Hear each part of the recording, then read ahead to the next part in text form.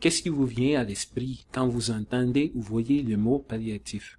Bien des gens, à juste titre, pensent à des mots comme compassion, dignité ou qualité de vie.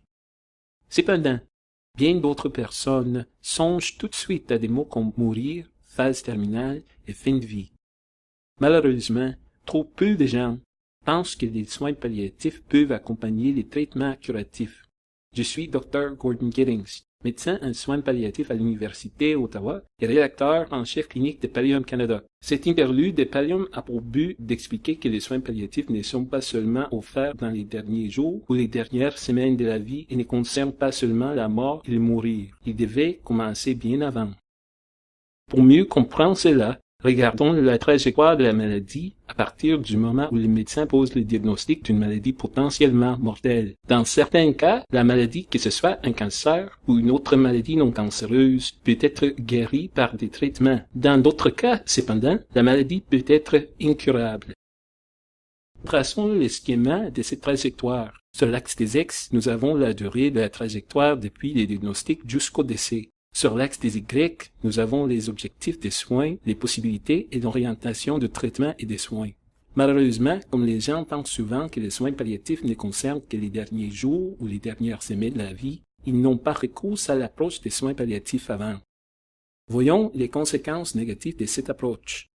Le manque de contrôle des symptômes accompagné de souffrances inutiles, des choix de traitements inadéquats, une détresse psychologique prolongée parce que personne ne s'occupe des craintes et des inquiétudes du patient, l'absence de discussion sur les pronostics ou le manque de préparation concernant les choix des soins et les objectifs de traitement.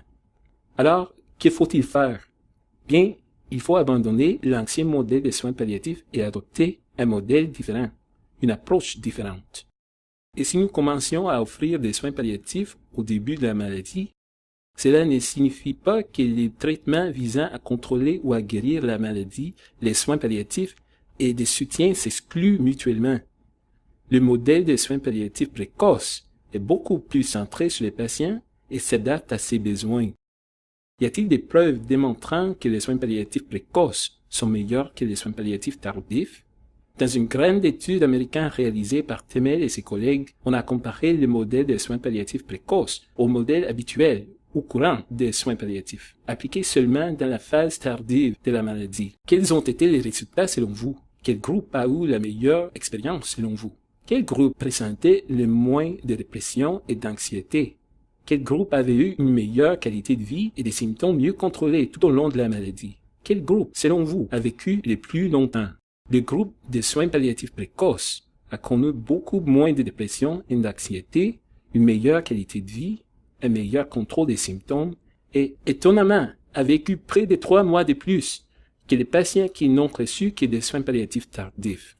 Le message clé de cette interlude est donc, il vaut mieux avoir recours aux soins palliatifs tôt que tard.